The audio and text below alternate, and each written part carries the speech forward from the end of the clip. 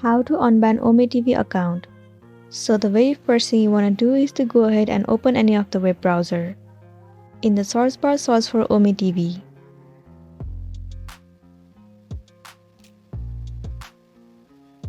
Head over to the very first site. It will land you on this interface. Scroll all the way down and over here you'll find the option of contacts. Click on it. Now you simply need to tap on this email address. It will directly open up your Gmail account. In the subject you need to write ban. And then in this section you need to enter the problem that you have been facing on OMI.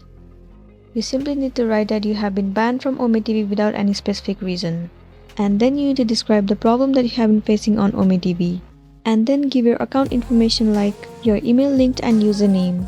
Once you are done entering all of the information, tap on send at the top right.